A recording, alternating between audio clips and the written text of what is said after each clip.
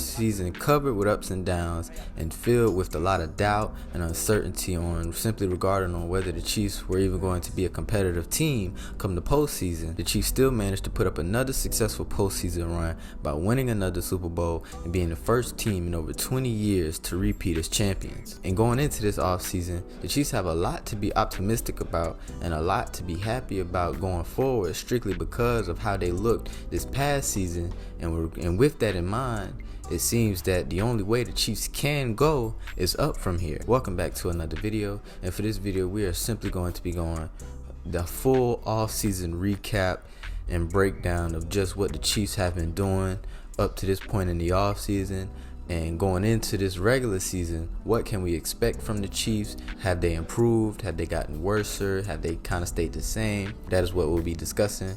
Don't forget to leave a like and subscribe. I will be doing a full breakdown like I'm doing with the Chiefs right now with every single team in the NFL. So stay tuned for that. But obviously we have to start with the reigning, defending, two-time back-to-back Super Bowl champions in the Kansas City Chiefs. So firstly, just looking at the free agency period of what the Chiefs were able to do and the players they were able to bring in. And in my opinion, the Chiefs did great in this year's free agent market, strictly because of just what they were able to keep. And obviously, in my opinion, their biggest signing and biggest move this past offseason was re-signing all-pro superstar defensive tackle Chris Jones. And I think that is self-explanatory and why that was their biggest move this past offseason and why it is so important that they brought him back, especially with their aspirations of going for a three-peat. It's simply because of just how great and just how dominant and just how impactful Chris Jones is to that team and strictly to that defense. Because of what he brings defensively and just how good he is and how dominant he is, him on that front line is going to just set up the rest of this defense for success. And we all know it because Chris Jones is a great player and he has been ever since he stepped into the league. But not just Chris Jones, the re-signings of guys such as Clyde Edwards-Helaire, Tariq Wharton, Derek Nunati, and just other guys that they've managed to bring back and re-sign on deals. Those are things that are necessary and are very important to building out, not only building out, but maintaining a championship level roster. One, in my opinion, I think this is across all sports, especially in sports like basketball and football. I feel that one of the most important parts of building out a roster and building out a team is continuity and depth, and that is what the Chiefs have been doing a lot for this past offseason, is bringing in guys that they're familiar with, that are familiar with their system. They have that level of continuity and familiarity throughout their whole entire roster, and keeping those group of guys together and making sure you bring back familiar faces, guys who know the program, guys who know what the deal is, who know why we're here. Those are things that are going to only elevate and help maintain the Chiefs' level of dominance as they look to go out and finish off a three-peat. And not just those names I've met, also guys like Drew Tranquill, Mike Dana, and a lot of other guys. Bringing in guys like that, especially for how well those guys play within their role on that team. You can only be happy about those signings. And going into this offseason, I know a lot of people expected the Chiefs to go out and potentially try to make a big splash and potentially try and go out and get a big name guy, a big name receiver, or whatever it may be. But if you are familiar with what the Chiefs do, the Chiefs are very content with bringing in specific guys that they feel can help elevate a team and not necessarily trying to sell out on one player, if you get what I mean. And obviously with the re-signing of Chris Jones being their biggest, I think their most optimistic signing in this free agency was signing Marquise Hollywood Brown. And the reason why the signing of Marquise Brown is so intriguing is simply because of what we're expecting, or what we have seen with the Chiefs last year was just a lot of lackluster offense. You know, we're not used to seeing them play that bad as bad as they played. They were still not a horrible offense, but you could tell that it just weren't what we were used to coming from the Chiefs, especially as what we've seen in past years of how well they are capable of being offensively. But I think overall, based on who they were able to bring back, who are the new guys they were able to sign, and the contracts they managed to get these guys on, I think the Chiefs had a stellar offseason, especially in the free agent market, and I think that with that added factor, the Chiefs have set themselves up to continue being, not only for this year, but also just to prolong their success based on some of the signings they've made. Now, moving on from the free agent period, looking at the NFL draft and who they were able to draft this past draft, I think, again, the Chiefs have, like they've always done, have drafted well and have moved themselves into a position to where they got young. They filled some holes and some question marks around the team with their draft picks. And I think overall, the Chiefs have had a pretty great draft. And let me go over just some of the names that they've drafted. Obviously, the most notable, Xavier Worthy, wide receiver out of Texas, the fastest 40 time in NFL Combine history. Bringing him in and pairing him up along with Rashee Rice, pending on whether he gets suspended this year or not, but pairing him with Rashee Rice and Marquise Brown, having those guys at the wide receiver position is only a good thing. And I think pairing him specifically with Marquise Brown and having those two guys on the outside that you can trust can stretch the field and stretch the defense, and that'll open up just so much more, not only for their intermediate throws, but also giving them more opportunities down the field, because that is what we expect when you're playing with Patrick Mahomes. But also, I think outside of Xavier Worthy, I think the Chiefs have been under the radar and just how well they've drafted. I think they had a top 8 draft in terms of just overall who they drafted, how well they needed those draft picks, and how well those guys can come in and immediately affect the team. Obviously drafting an offensive tackle, Kingsley Sumatia, out of BYU. We all knew that the offensive tackle was a position of question surrounding the Chiefs, and something that they went and identified and they went out and addressed by drafting him in the second round. And Kingsley, he might not automatically be the starter. I think this is a guy who can, who's pretty good, but I wouldn't be surprised if he fights out for that offensive tackle position with Wanye Morris, or if the Chiefs, later in this offseason, heading into training camp, they go out and sign, another veteran offensive tackle like they did last year by bringing in Donovan Smith. And they also went and drafted a tight end out of TCU in Jared Wiley. And, I'm not necessarily saying that this is a guy who's going to immediately be the heir to Travis Kelce, but they understand that Travis Kelce is entering, his final stage in terms of just his career, and they're preparing for him to get ready to leave.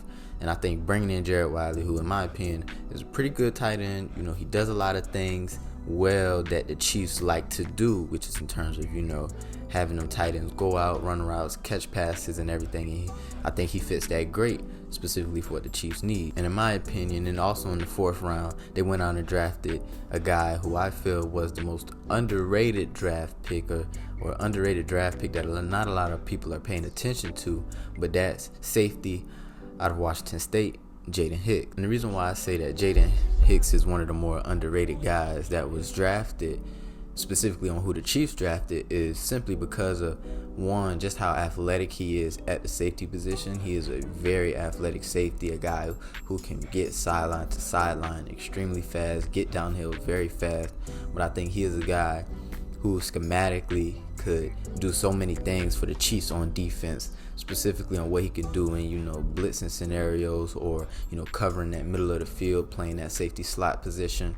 So I think there's a lot of potential specifically with Jaden Hicks. And, I think this is a guy, if he shows well in training camp, I wouldn't be surprised if this is a guy, come later in the season, this is a guy who's flashing on your screen and getting a lot of playing time and getting a lot of snaps, and being a guy who is, impacting the team and impacting that defense in a very meaningful way. And, throughout the draft, they drafted 2 more linemen, as you can see, making sure that they address that offensive line position, especially with the question marks at the tackle spots.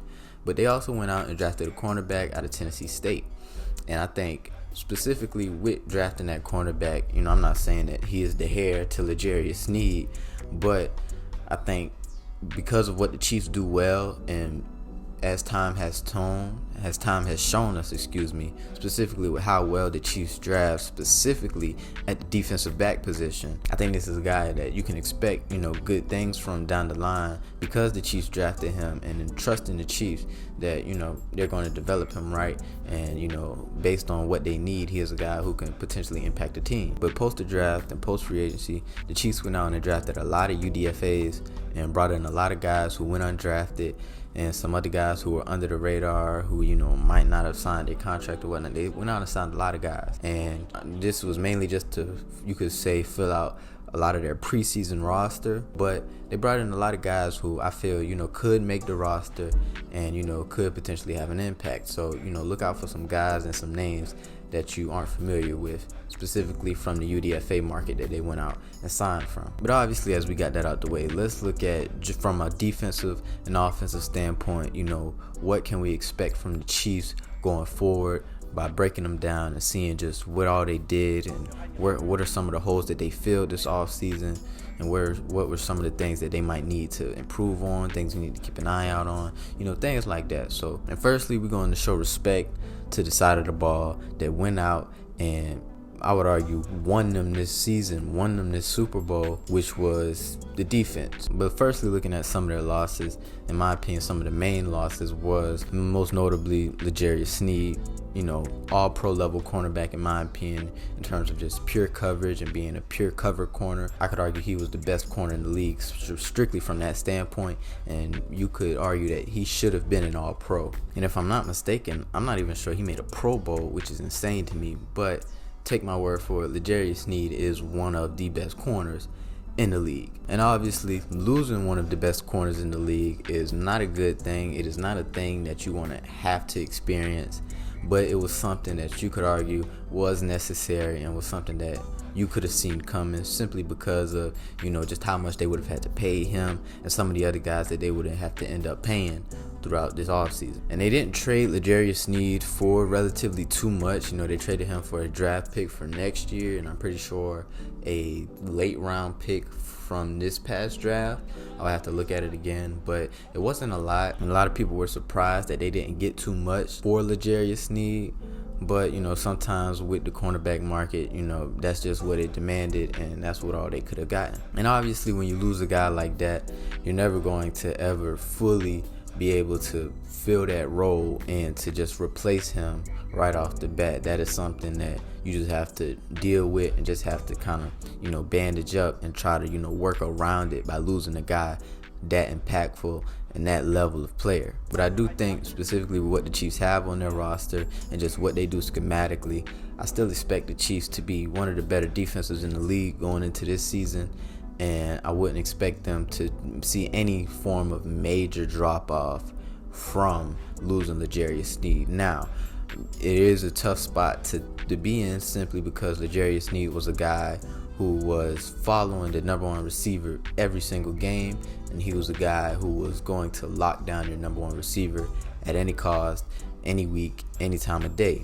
That was something that he did, and that's the type of player he was and how elite he was. But they still do have cornerback, all-pro cornerback, Trent McDuffie, and I'm not saying Trent McDuffie is going to immediately fill that role in being the follow-around corner who just following the number one guy every time.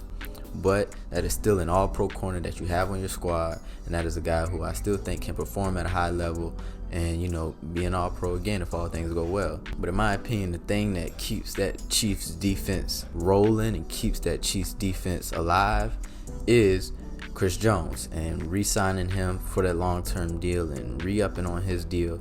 I think that is a guy that is inevitably going to be the driving force of that defense, and being that driving force that he was last season, but also throughout this whole entire dynastic run that the Chiefs are having. Chris Jones is that guy, and Chris Jones is going to be the heartbeat of that defense, and he is going to continue being the heartbeat of that defense. And obviously, losing L'Jarius Sneed sucks, but I think the way that they've been able to draft, sign, and just develop guys and fit them schematically, I think this is a defense that you can still expect to be one of the better defenses in the league and perform at a high level. And they still brought back guys, like I said, Drew Tranquill, who in my opinion was arguably one of the more impactful guys on the defense, simply because of when Nick Bolton went out and missed quite some time, Drew Tranquill filled in that spot and came in and, played very well. So bringing in Drew Tranquill last year and re-signing him this year to another 3-year extension, that was a guy that I feel was a great move for the Chiefs. He's a guy that, in my opinion, is going to once again be very impactful and be very meaningful to what the Chiefs do defensively. And not only Chris Jones and Drew Tranquill, the Chiefs went out and mainly just re-signed a lot of their guys and making sure, like I said, keeping that level of continuity and familiarity with on that side of the ball, which is key and is very important for sustained success. Now moving on, looking at the offensive side of the ball, the Chiefs offensively, in my opinion, last year they had a lot of drops, a lot of just mental mishaps, a lot of just bad, just things that were showing a lack of discipline, a lack of preparation, and just a lack of chemistry, whatever you may be. And even though they still went up and won the Super Bowl, you would still have to expect that the Chiefs understood just what they were offensively and needing to re-up and improve and enhance that side of the ball. And that is what I feel that they did this past offseason. They didn't go out and swing big on a big star receiver, trying to make a big trade, trying to make a big signing. No, they went out, they signed Marquise Brown for a cheap, pretty prove-it deal this year, and they went out and drafted a wide receiver in the first round in Xavier Worthy. They went out and drafted another tight end, and they signed another tight end in Irv Smith Jr. And specifically bringing in guys like Xavier Worthy and Marquise Brown. Those are guys who, when you hear those names and you see those names, you immediately think, boom, the Chiefs are, their Chiefs are back. The Chiefs are going to start launching downfield. We're going to see so many long and deep plays. We're going to see a lot of play action. We're going to see yada, yada, yeah. No, I do not expect the Chiefs to really go out and be what we saw them be with Tyreek Hill. And some people called it the Legion of Zoom, back when they were in 2018 and 2019 when they were winning their first Super Bowl. But obviously, bringing in those guys, you are going to get a lot more opportunities down the field consistently. And I expect to see Patrick Mahomes, take a lot of more deep shots down the field. But I'm not expecting too much of a shift and change in terms of scheme-wise from Andy Reid.